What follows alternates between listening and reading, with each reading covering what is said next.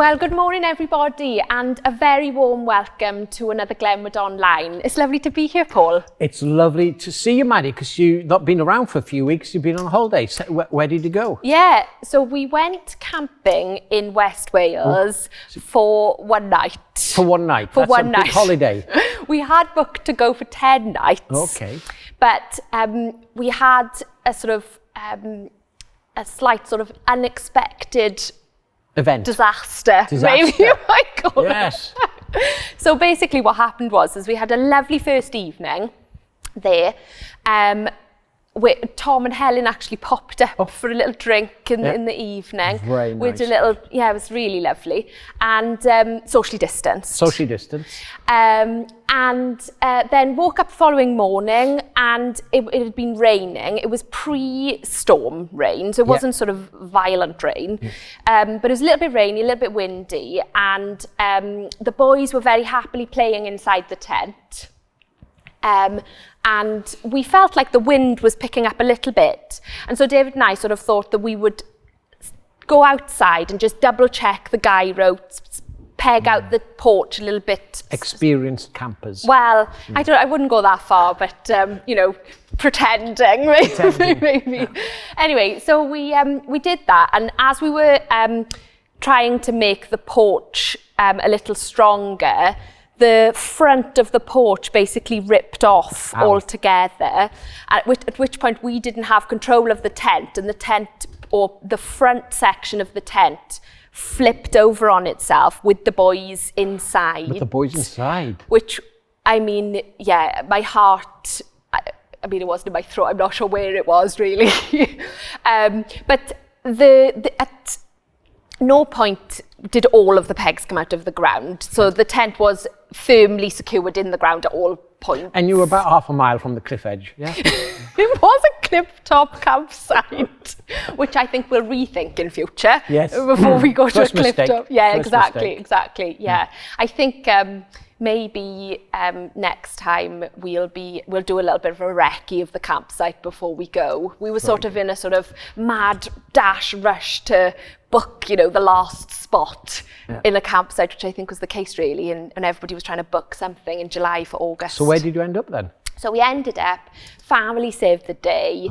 We stayed with my parents-in-law in Cracowell, and then we went to stay with my sister in London for a few days. So it was we actually had a really lovely time in the end. Wonderful. But a bit of drama to start it off. That is quite dramatic, to be fair. It was.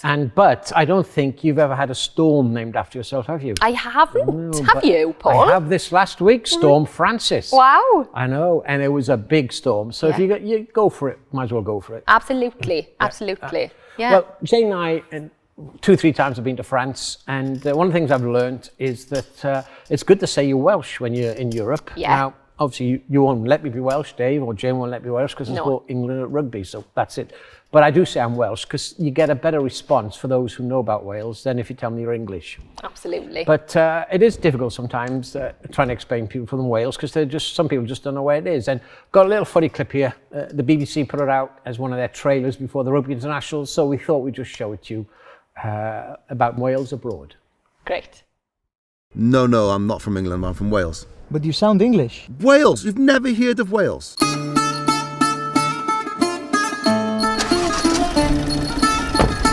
Miles Anglicus? Yes, of course. To the airport? Yes, please, just on my way home. To England, yes? No, I'm not from England, I'm from Wales. Wales, like the fish. No, whales are not fish, they're mammals. You're from mammals. No, I'm from Wales Drive, Wales. But you sound English. No, Wales, next door. Scotland. No, this is the other one. Ireland. No, Wales, Land of the Dragon, come on. You are from China. Wales, you've never heard of Wales? I've heard of England, the Queen, Shakespeare, The Only Way is Essex. No. To Dalla Torre, he races past Stefanos and goal! Sochos! So you like football? Yes, of course. Gareth Bale? Gareth Bale. Wales, Chippy Lane, half and half, Mumbles Mile. Wales is not England. Exactly, it's not England. When was the last time England made the semi-finals of a major tournament?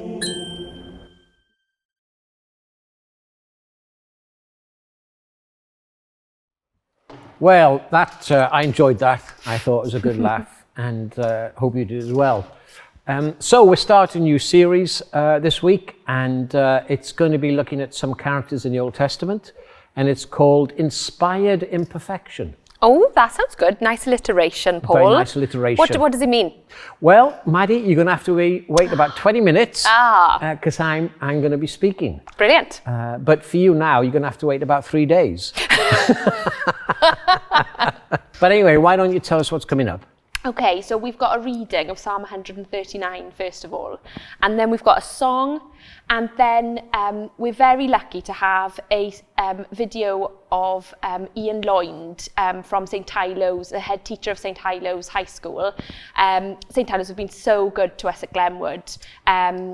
For a very long time actually, but specifically just before the building work started, and we really want to take some time to pray for them and think about them now as they start this very busy season.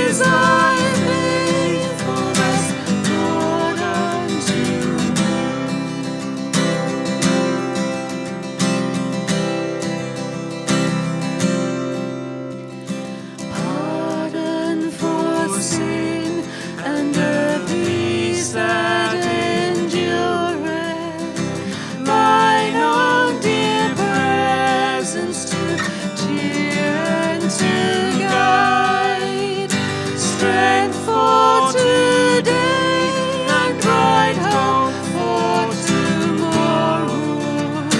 Blessings all mine with 10,000 beside. Great is thy faithfulness, great is thy faithfulness.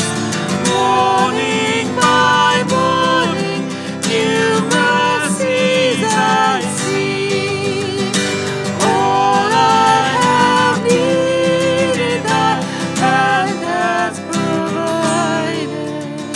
Great is thy faithfulness, Lord, unto me. Great is thy faithfulness, great is thy faithfulness. Morning by morning, new mercies I see. All I have needed, thy hand has provided. Great is thy faithfulness, Lord, unto me.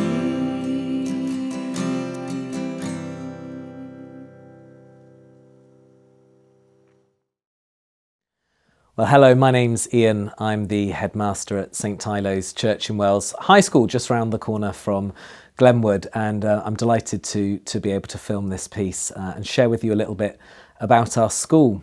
This has been my first year of headship and not entirely the year I thought it would be. We unfortunately had the death of a very close colleague, shortly followed by this global pandemic. So it's been somewhat a baptism of fire, but I'm still here and still smiling at the end of the year.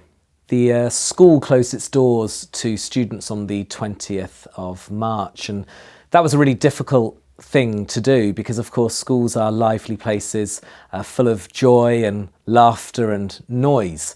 So for me as a head teacher to be coming to work every day in an empty building was really very strange indeed.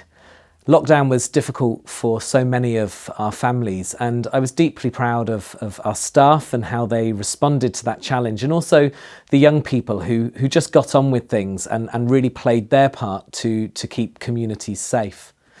There were lots of things we had to do. Obviously, home learning is a huge challenge, particularly for working parents.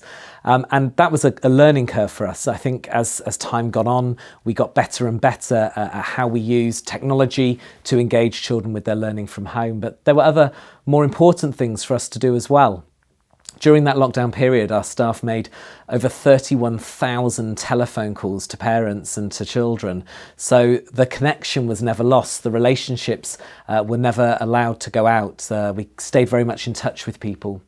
We ran a food bank, which Glenwood supported marvellously through donations, for examples, that fed over 50 families a week. Such an important time when jobs were being lost. We walked the streets of Llanedin and Pentwyn with the neighbourhood policing team and did lots of other things like sourcing and delivering laptops and learning packs and all the things you might expect. So a difficult time, but in a way it really showed the school community for what it was, loving and caring and children-centred, and that was lovely to see. Now, of course, we find ourselves in a new academic year, a new start, and it's been quite a challenge to get to this point. We've had to make big physical changes to the building, changes to the way we operate, our procedures and our processes, and even changes to pedagogy and the way in which we teach, because of course we now need to be COVID secure. We need to keep adults up to 2 meters away from children. And if you've been in schools and if you work with adolescents particularly, you'll know that that's a very strange thing indeed. But we've made our preparations, and today we welcomed our new Year 7 cohort into the school. And I can't describe the great joy it's been to have lots of children here again. We actually stayed open during the lockdown period for vulnerable children. We stayed open right through the summer holidays with staff working voluntarily, but it's not quite the same as having a full school. So it's just been so wonderful, and I've been so happy to have children back here again, and they seem to have enjoyed it as well. I never thought I would come to the point where children were asking me for work, asking for exams, asking for homework, but they've really missed it, and it's great to be able to offer all of those things to them again. I think the one message I'd like to try and get across to you today, of course, is that our view is the real global pandemic is one of inequality and injustice. And our mission as a church in Wells school, but more broadly as a church, as a Christian people, is to really tackle that societal decay that we face every day. Our mission here is built around 3 intentions and 4 purposes. So we say in everything that we do, we want to improve excellence, increase equity, and deepen faith. And we want to educate for wisdom and for hope, for community and for dignity. So for us, our practice sits somewhere in the intersection of those intentions and purposes, in the way that we spend money, in the way that we teach and learn, in the way that we provide pastoral care and support and guidance. We want to make decisions that will improve excellence, increase equity and deepen faith, whilst educating for wisdom, hope, community and dignity. And we do all of those things so that we might be fully the person that God is calling us to be. And that really is the mission of this school, to help children to be fully themselves, made in God's image, perfectly and purposefully. And so your prayers for us on this mission would be very welcome, just that children would flourish here, that they would thrive here, that yes, they would do well academically, because that's so important. But more importantly than that, they would feel safe and secure and happy and well, and that they would leave being everything that God has made them to be. Well, that was great. I think Ian Loynd's a fantastic man. Wonderful, And, he's done a great job there, and so appreciate all that he's doing. So, tell me, Maddy, for those who don't know, you work with the Speakeasy now? I do, yes, since January. As a, what is your title? Do you have one? My title's Senior Solicitor. Senior Solicitor? Yeah. That sounds impressive. Well, Specialising in? housing law. Housing Yeah, law. so I'm a qualified solicitor, but in Helps. a previous If life. you're a senior solicitor, that really does help. Well, in my previous role, I worked in commercial law. So I am very grateful to the genuine senior solicitors in the Speakeasy, who are very good at answering lots of my questions around housing law. Yeah, well, it's great actually, and I know from talking to Warren, they really value you down there and think you're a fantastic addition to this team and to the staff. Well, it's a huge privilege to work there. It's genuinely a dream come true. Well, that's wonderful actually. And now tell me, obviously in this pandemic, you know, there's a lot of calling governments to account. Yeah. And, you know, there's quite a lot of criticism. Some of it's valid, some of it, you know, and it's very hard to be in power at the moment. Yeah. But the Welsh government have done some good things, haven't they? Yeah, absolutely. So sort of earlier on in the pandemic, you know, obviously my knowledge is sort of more specific to the housing law sector. But earlier on in the pandemic, Welsh Government basically asked all of the councils to basically get the homeless off the street, really. And they did sort of give £10 million to all of the councils in Wales in order to do that. And, you know, that was quite different to the approach that they took in England, where they gave sort of about 2/3 less. And they got far more homeless people in far more councils. Absolutely, yeah, absolutely. And now, I understand that there's been an announcement made by the Housing Minister to try and make sure that those homeless people who have been taken off the street don't return to the street. And, you know, my understanding again is that actually Welsh Government and the councils did a phenomenal job in Wales of taking an awful lot of people who were living on the street, off the street. And it's a great thing. I'm really excited they're committed to this long term, which is so important. And obviously Glenwood partnered with the council, and we went down, and say we, sounds good that, doesn't it? The team went down to the YHA and served there for 5 months. And you know, if there is a spike, which we pray there isn't, we're willing to go back and help them again. But yes, we've got to keep praying for the Welsh Government and for the UK Government, because these are difficult times actually. But these are good news stories, you know, and I think it's really good actually.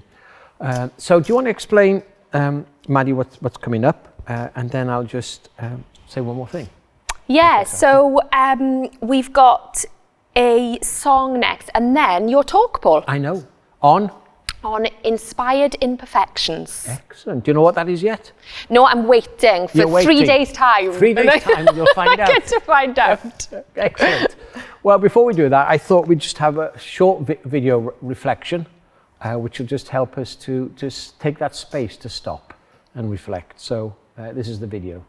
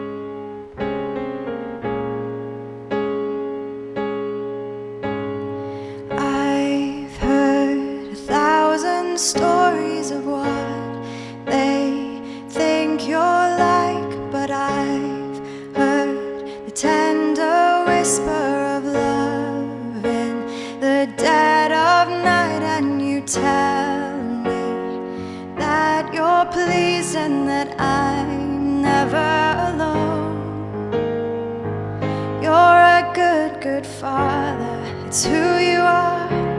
It's who you are. It's who you are, and I'm loved by you. It's who I am. It's who I am. It's who I am. I've seen many searching for answers far and wide, but I know we're all searching for answers. Only you provide, 'cause you know just what we need before we say a word. You're a good, good Father. It's who you are. It's who you are. It's who you are, and I'm loved by you. It's who I am. It's who I am. It's who I am. You're a good, good Father. It's who you are. It's who you are. It's who you are, and I'm loved by you. It's who I am. It's who I am. It's who I am. You are perfect in all of your ways. You are perfect in all of your ways. You are perfect in all of your ways to us. You are perfect in all of your ways. You are perfect in all of your ways. You are perfect in all of your ways to us. Love so undeniable, I can hardly speak. Peace so unexplainable, I can hardly think as you call me. Deeper still as you call me. Deeper still as you call me. Deeper still into love, love, love. You're a good, good Father. It's who you are. It's who you are. It's who you are, and I'm loved by you. It's who I am. It's who I am. It's who I am. You're a good, good Father. It's who you are. It's who you are. It's who you are, and I'm loved by you. It's who I am. It's who I am. It's who I am. You're a good, good Father. It's who you are. It's who you are. It's who you are, and I'm loved by you. It's who I am. It's who I am. It's who I am.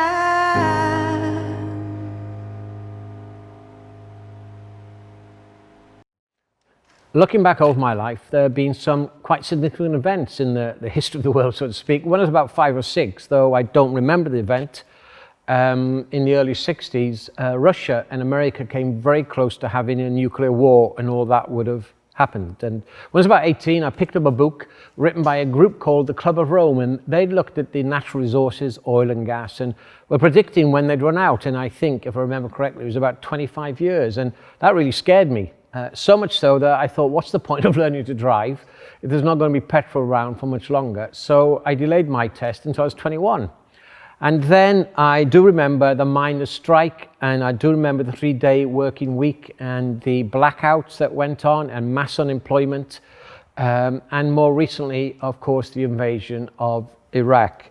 And these were very unsettling and troubling times.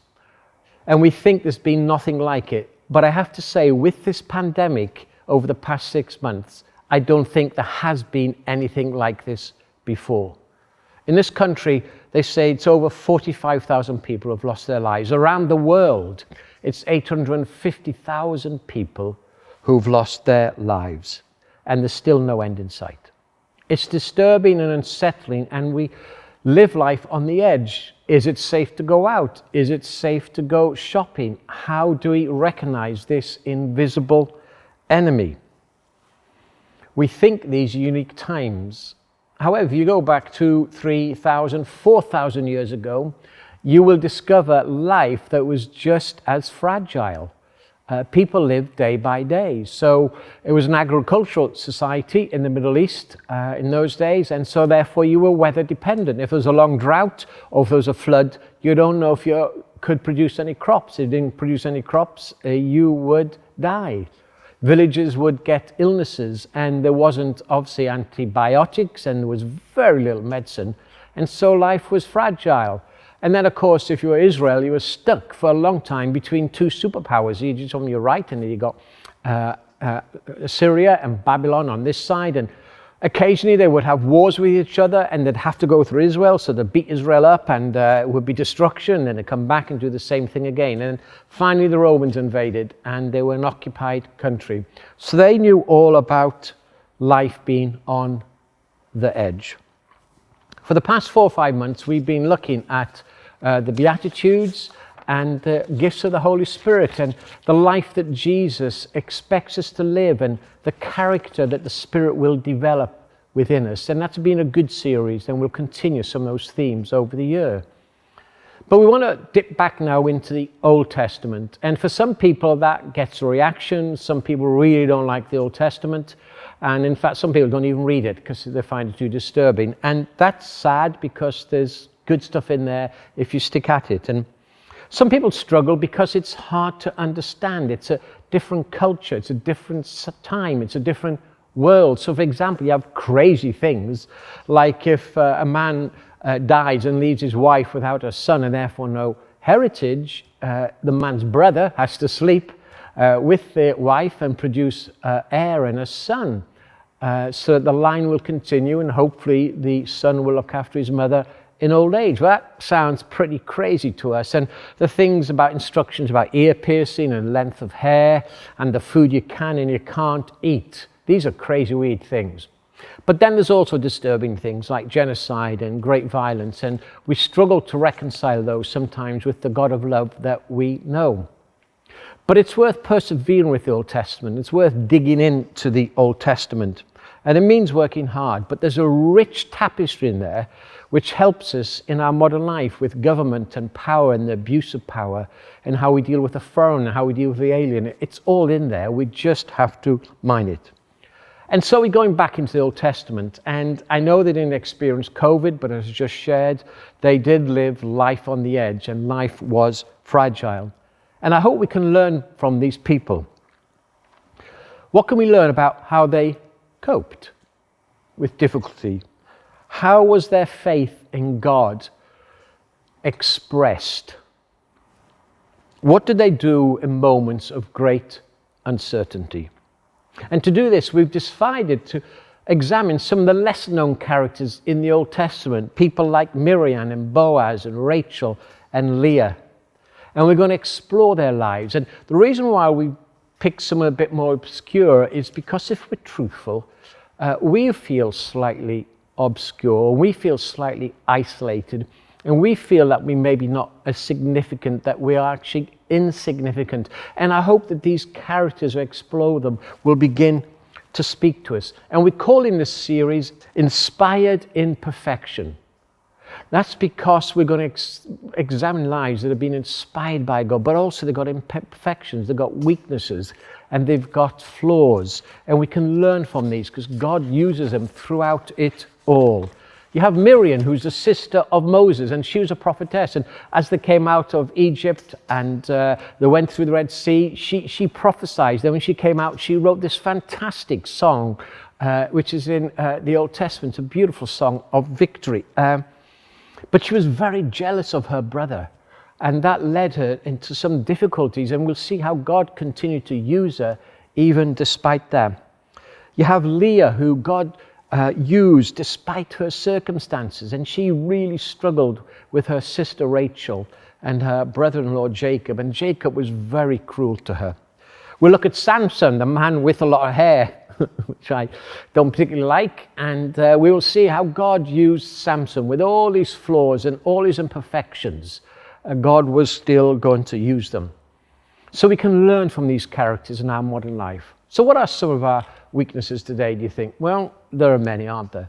But I remember about 15 years ago, Jane and I were down the bay having a coffee, sat outside round a table, and we're discussing, and I got slightly animated. My hand came out, and before I knew it, I'd hit the cup of coffee, it'd fallen on the ground, and it smashed, and there was coffee all over the floor.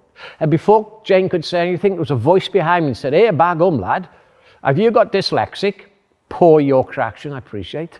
But I turned round and I said to her, "Sorry, why do you think I'm dyslexic?"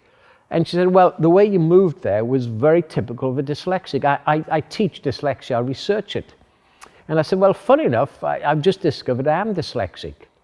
And dyslexia is to do with the wiring in the brain. There's nothing I can do about it. It's who I am. It's what makes me.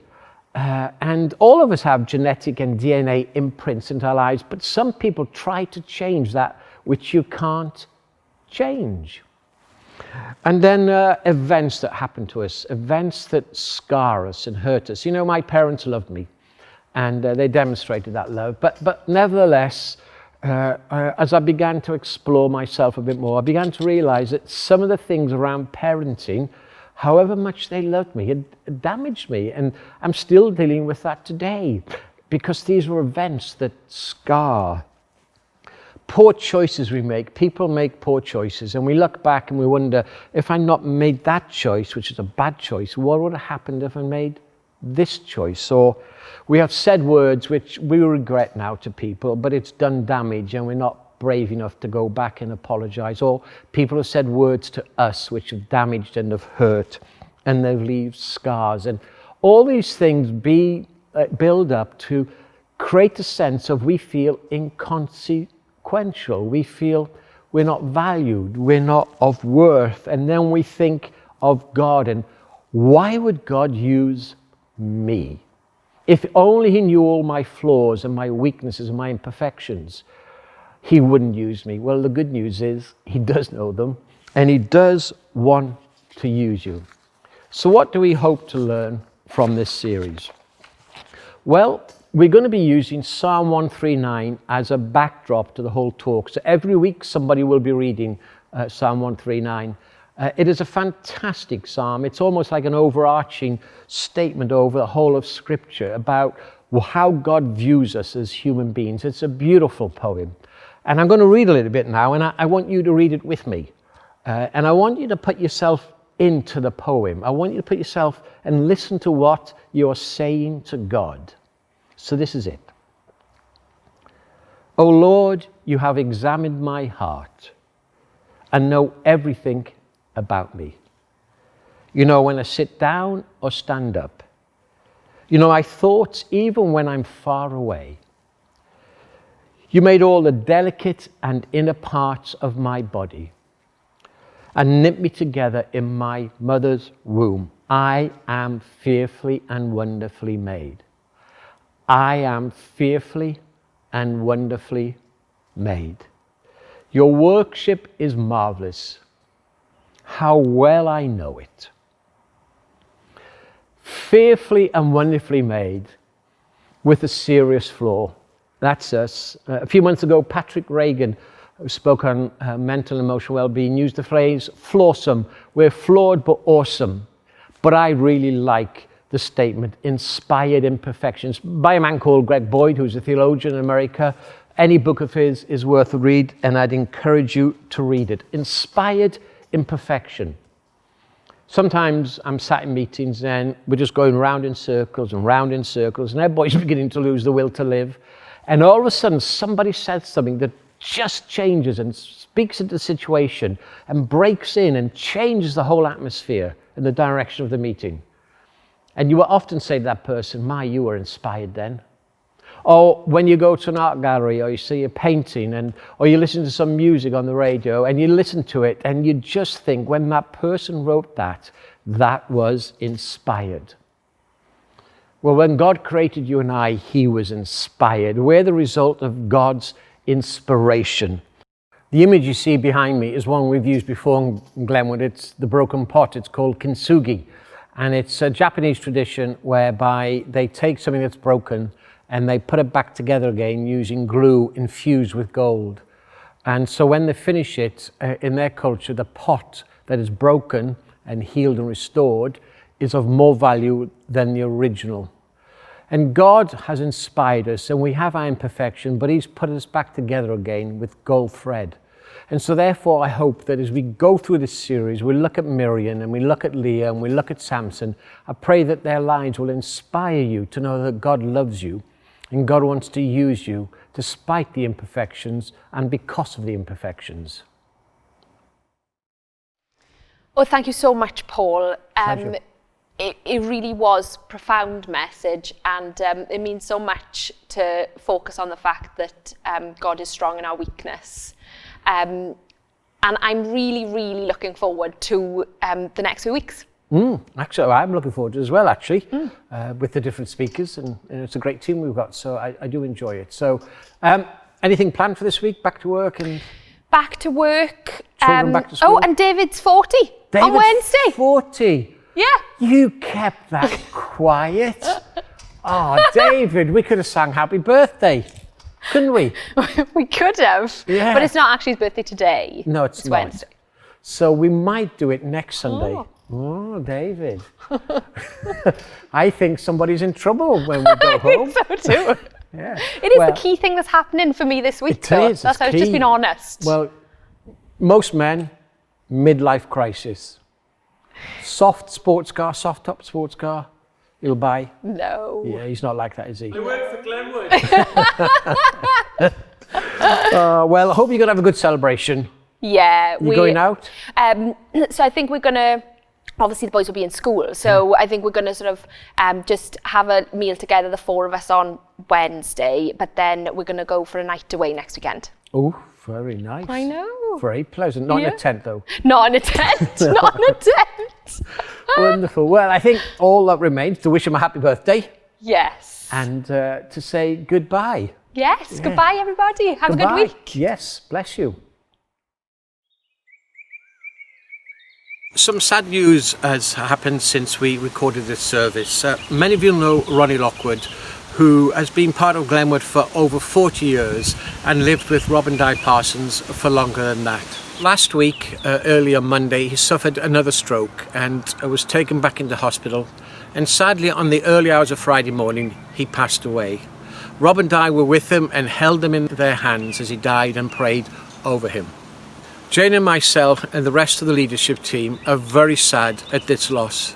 Ronnie has been part of the history of Glenwood, and in his passing away, an era has come to an end.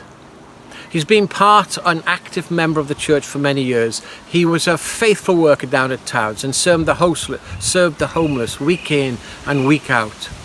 He loved and was the proud manager of the Boxing Day football team. And he would every year start picking his team in January and psyching the team up in August, ready for the famous game on Boxing Day. But above all, he was proud of the money that he raised for the work of the homeless. He was a generous man.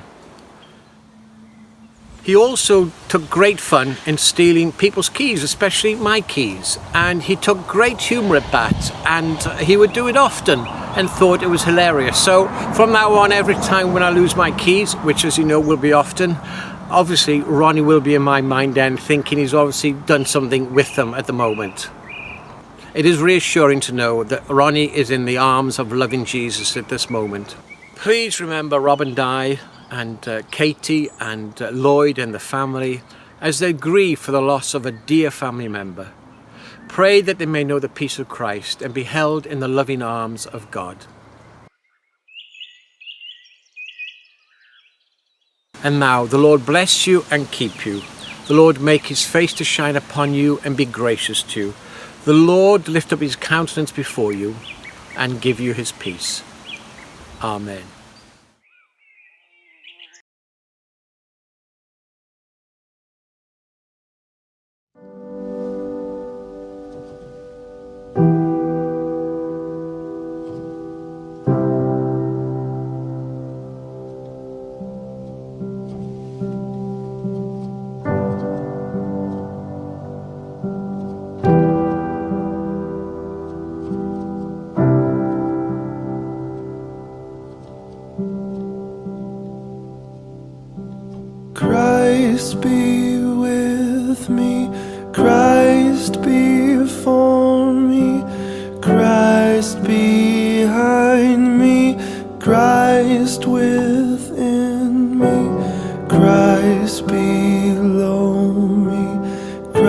Christ above me, Christ be with me. At my right hand, at my left hand, as I lie down, as I rise up, as I stumble, as I fall down, Christ, as I stand, Christ in the heart of everyone who thinks of me, Christ in the mouth of everyone who speaks of